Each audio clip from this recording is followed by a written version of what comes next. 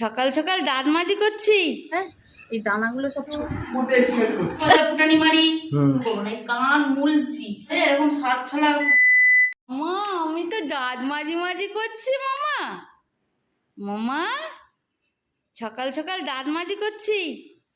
আচ্ছা, আমাদের অরি কিন্তু রেগুলার দাঁত মাজে না, ও কিন্তু সপ্তাহে একদিন দাঁত মাজে। কারণ হচ্ছে সপ্তাহে একদিন কি খুব জোর হলে দুদিন, যেমন এই গরম ভোর ও সপ্তাহে দুদিন দাঁত মাজবে। যেহেতু ওদের তো দাঁত মাজার অভ্যাস নেই, সেহেতু ওদের রেগুলার যদি দাঁত মাজানো হয় প্রবলেম হয়ে যাবে। এবার সপ্তাহে দুদিন মাজবে, এই গরম পড়েছে, না হলে নর্মালে সপ্তাহে একদিন দাঁত মাজে। আজকে দাদার কাছে ছোনা হয়ে দাঁত মেজে নিচ্ছি তো। মামা, মামা দাঁত মাজতে ভালোই বাসে। দেখো, মুখ দ্রুত চলে যাবে। লাইটটা জ্বেলে দাও, তবে তো উঠবে। হ্যাঁ, ওটা ধুই নাও। হ্যাঁ, গুড মর্নিং। সকাল সকাল স্নানটা সেরে বেশ খানিকটা জামা কাপড় ধুয়ে ছাদে চললাম। আর এখানে দেখেছো এই যে জামা কাপড়গুলো, এগুলো কাল বিকালবেলা ছাদে মেলা হয়েছিল। কয়েকটা কম্বল বাকি ছিল, কয়েকটা মানে কি হালকা পাতলা কম্বলগুলো যেগুলো, সেগুলো বাকি ছিল তোলা, সেইগুলোকেও রোদে দেওয়া হয়েছিল। ওগুলোকে আজকে ভাজ করে তোলা হয়ে যাবে। আর এই চাদরগুলো আর একটু রোদে দিতে হবে, সেই জন্য এখানে রাখা হয়েছে। বাবা, সকাল 9টা রোদ্দুর। মা গো, চোখ খুলতে পারছি না।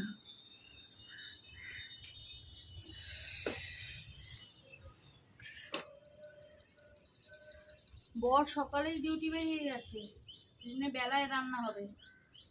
তারা নেই রান্নার, হচ্ছে হবে, হচ্ছে হবে। তাকাতেই পাচ্ছি না, এত রোদের তোর। বাবা, এই যদি সকাল 9টা হয়, 2টো 2:30 কি হবে? সবে তো পড়লো গরম। চৈত্রের মনে হয় আজকে মাঝামাঝি, কত তারিখ হবে কে জানে। আর দুদিন পর কি হবে কে জানে।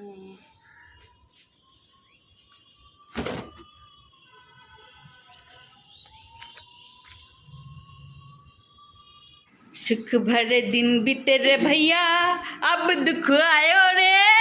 আমাদের বাড়ির সিচুয়েশনটা ঠিক এখন এরকম চলছে। সুখের সময় সব শেষ হয়ে গেছে। আচ্ছা, ছোটো ছেলে কিন্তু কাঁদছে, তোমরা কি কেউ বুঝতে পারছো? দাঁড়াও একটু জুম করে দেখাই। দেখা, নাটু মুখটা তোর। এই না, ইয়ে বাবা। তা যাই হোক, এখন ওনাদের কান্নাকাটি দুঃখের দিন চলছে। আর আমি যেটা করব সেটা হলো, এই যে ছাদে যাব শাক কাটতে, কিছুটা লাল শাক কয়েকটা হয়েছে, পাতাগুলো কেটে নিয়েছি। আজকে লাল শাক ভাজা খেতে ইচ্ছে করছে। তো তুমি এখানে এসে কি করছো? তুই এখানে এসে কি করছিস? তোকে তো কত বলা হয়েছিল। তুই কি করছিস? হ্যাঁ, তুই কি করছিস এখানে সেটা আমাকে বল। তোর তো দরকার ছিল না এখানে আসার। এই গাছটা থাক, এখান থেকে শুধু পাতাগুলো ছিঁড়ে নেবো। এই যা শাক হয়েছে না, একটা দিনের একটা পদ হয়ে গিয়ে শাক ভাজাও খাওয়া হয়ে যাবে, বুঝবে? এই প্রত্যেকটা জায়গায় এই দানাগুলো সব ছড়িয়ে দিয়েছি। প্রত্যেকটা জায়গায় অল্প অল্প অল্প করে ছোটো ছোটো ছোটো ছোটো গুঁড়ি গুঁড়ি লাল শাক বেরিয়েছে। এই গরমে একটু লাল শাকের অভাব হবে না। যখনই খেতে ইচ্ছে করবে তখনই তুলে নিয়ে চলে যাবো।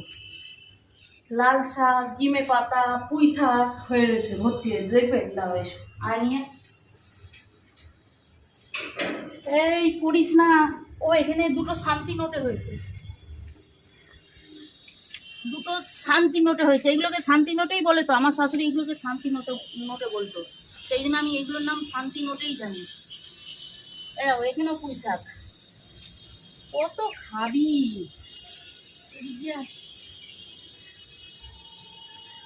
এই যে এখানে হয়েছে গিমে, এখানেও পুঁই, আর লাল শাক দেখাচ্ছে। এখানটা ফোকাস কর। এই দানা ছড়িয়ে দিয়েছিলাম, এই যে গুড়ি গুড়ি গুড়ি গুড়ি গুড়ি গুড়ি লাল শাক ভর্তি হয়েছে। গাছটা সবে হলো, পুঁই বিটুলি হয়ে গেছে। চলো, দে না আমাকে দুটো বিস্কিট, দে না। সকালবেলার 1 কাপ চা, সকাল তো এখন নেই, 9টা বেজে গেছে, তবু আমার কাছে এখন সকাল। পড়ে গেছে, ভেঙে ফেলেছিস কি আর আমি এমনই অবাধা, আমার জন্য একটা প্লেট ফ্লেট কিচ্ছু ঢুকলো না। ওই তো থ্যাংক ইউ। তা সকালবেলার 1 কাপ চা এখন খাচ্ছি। ওই বললাম না সকালবেলা এখন স্নান টান করে কাজ বাজ সেরে তারপর দিন শুরু করছি।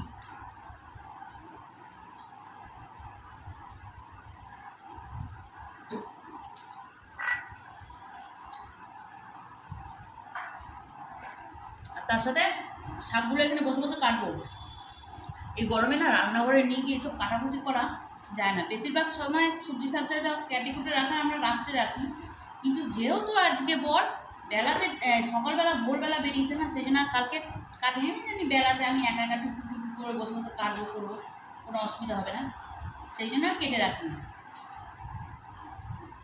আর যে সময় আছে বলেই এই শাক ভাজাভুজি হবে, না হলে না শাক ভাজাভুজি খেতেও একটা ব্যাপার থাকে, যে সবাই মিলে বসলুম শাক ভাজা 2-3 রকমের পদ খেলুম তবে ভাল লাগে।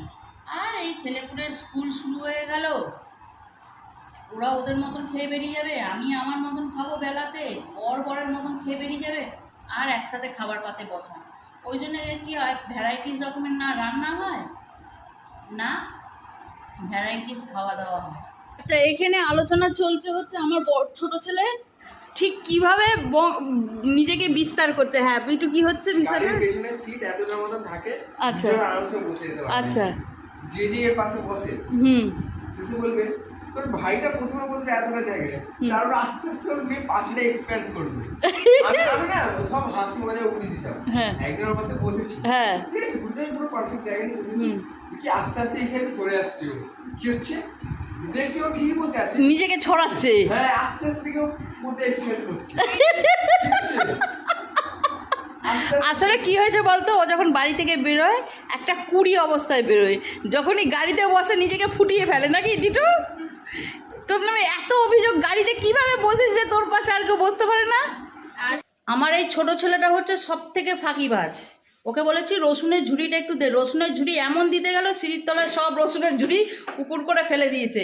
এবার ওকে বলেছি একটা কাগজ যদি পড়ে থাকে, একটা রসুনের চোগলা যদি পড়ে থাকে, তোর পিঠের চোগলা তুলবো। চোগলা তোলাতে গোছানো মানে ওখানে পরিষ্কার করার চক করে আরও নোংরা করছে।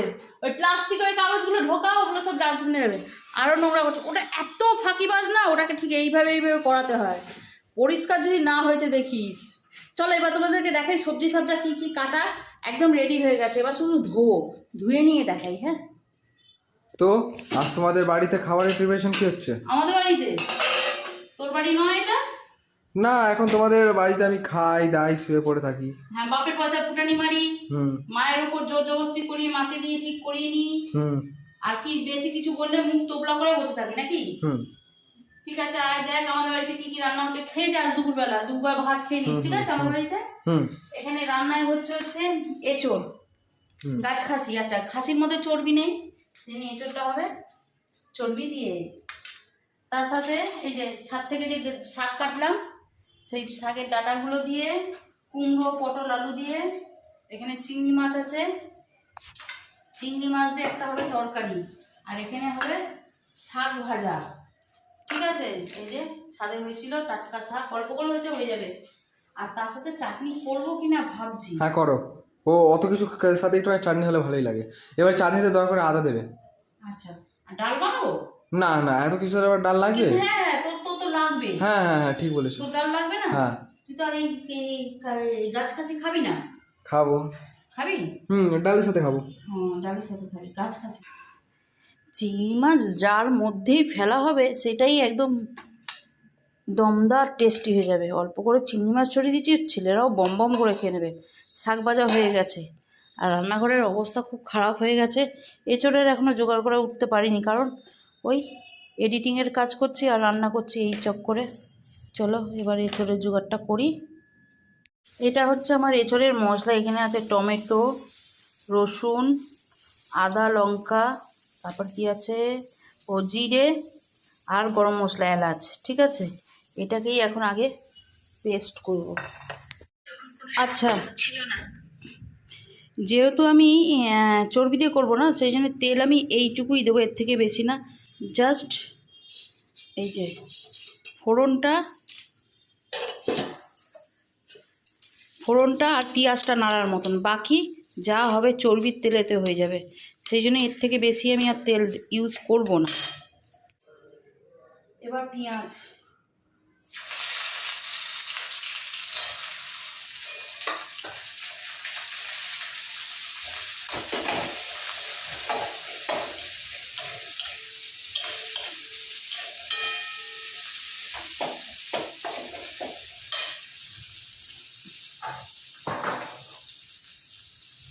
আচ্ছা আলু আর এঁচোড় দুটোই আমি সেদ্ধ করিনি, কারণ হচ্ছে এঁচোড়টা আমার প্রথমেই কাটার সময় দেখছিলাম একদম আমার কচি এঁচোড়, সেই জন্য এটা সেদ্ধ করার দরকার পড়বে না। আর আলু চর্বির সাথে কষতে কষতে হয়ে যাবে, সেই জন্য আলুও সেদ্ধ করিনি, কিছুই সেদ্ধ করিনি। যা করবো একদম এর সাথে কষতে কষতেই করবো। পেঁয়াজটা একটু ভাজা হয়ে যাওয়ার পর দেবো মশলাটা। এখানে মশলাটা দিয়ে দিয়েছি, তার সাথে কাশ্মীরি লঙ্কা গুঁড়ো আর হলুদ। বাবা দেবো এখানে কিছুটা টমেটো পেস্ট করে দিয়েছি, হ্যাঁ বাকি টমেটোটা গোটা। মশলাটা একটুখানি কষাবো, তারপর দেবো চর্বিটা। মশলাটা ঠিক এরকমভাবে কষে এসছে, এর মধ্যে দিয়ে দেবো এবার চর্বিটা। ঠিক আছে, চর্বিটা হালকা একটু নাড়াচাড়া করি, একটু কষিয়ে নিই, তারপর আলু আর এঁচোড়টা দিয়ে দেবো। আর তার সাথে এখানে গরম জল করেছি, অবশ্যই এখানে গরম জলই ইউজ করব। চলো, এটা প্রায় কষে গেছে, তেল সাইড দিয়ে তেল ছাড়া শুরু হয়ে গেছে। এর মধ্যে এবার দিয়ে দেবো এঁচোড়টা। দাঁড়াও, দু হাতে দিয়ে দিই। এবার বেশি করে কষিয়ে নিয়ে জল দিয়ে দেবো।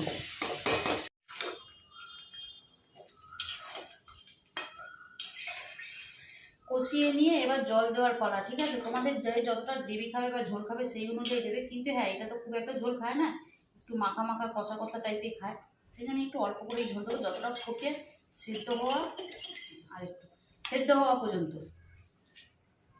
ব্যাস। আর অবশ্যই জলটা গরম দেবে।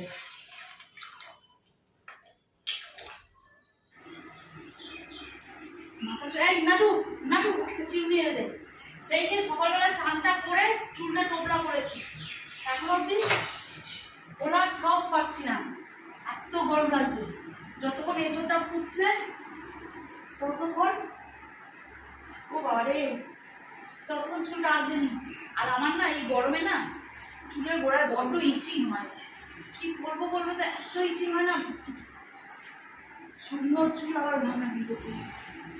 তা ওটা বলে এদেরকে আবার খেতে দেবো। বরকে ফোন করলাম যে তুমি কতক্ষণে আসছো, সে বললো যে রাখছে, এবার আর আসবো না। ইস, এক গোলা চুল উড়ে গেল বুঝলি, এবার আর আসবো না। তা আমরাই খেয়ে নি গরম গরম, কারণ চর্বি জিনিস আবার জমে গেলে ভালো লাগবে না। চলো একটুখানি হাওয়া খাবো, বসবো, আবার ছুটো ছুটো নিচে যাবো। ওটা বেশিক্ষণ লাগবে না ফুটতে। নে মামা, আমার খাওয়া হয়ে গেছে, এবার তুই হাত দিয়ে খা। হাত দিয়ে এনে দিয়ে দিল, হাত দিয়ে এনে দিয়ে দিল। যতক্ষণ রান্না করেছিলাম আমার খাওয়ার টিনিও আমার পায়ের কাছে বসেছিল, এখানে এলাম এনে আমরা হাত দিয়ে এনে দিয়ে দিচ্ছি। চলো, আচ্ছা আচ্ছা আচ্ছা আচ্ছা আচ্ছা, মামার জড়ি হয়ে গেছে, এটা হচ্ছে আমাদের অরির জড়ি, জড়ি হয়ে গেছে, আচ্ছা জড়ি হয়ে গেছে মামা, মামার জড়ি হয়ে গেছে। চলো চলো, তরকারি যখন নামাবো তখন আবার দেখবো। তোমার দাও তো একটু ঝপ করে ছেঁকে নি। কি চাকবি একটুখানি? কি চাকবি সেটা তো এই এই এঁচোড় কেমন হয়েছে বল? গন্ধ বেরোচ্ছে হেভি। গন্ধ বেরোচ্ছে হেভি? হ্যাঁ, তুই দাও একটু চাকরি, এটা ছেঁকে নি। ডাইটিং করছিস তাহলে বল? না, ডাইটিং ছেড়ে দিয়েছিস? হ্যাঁ। কবে থেকে? আজ থেকে। আচ্ছা মামা, আমার মামামটা বোঝালো তো মামা, অল্প অল্প করে দেবো না, বেশি বেশি করে দাও। অল্প করে খেলে খা, নাহলে খেতে হবে না। যে ডাইটিং রুটিটা আছে না? রুটি আছে না? সেটা দেখতে একটু রুটি দিয়ে আরেকটু কষাবো, বুঝেছিস? এই আরেকটু এটা কমাবো গ্রেভিটা নাকি? হ্যাঁ, ডাল করেছো তো? হ্যাঁ। কেন? খেয়ে বলবি কেমন হয়েছে অবশ্যই। হুম।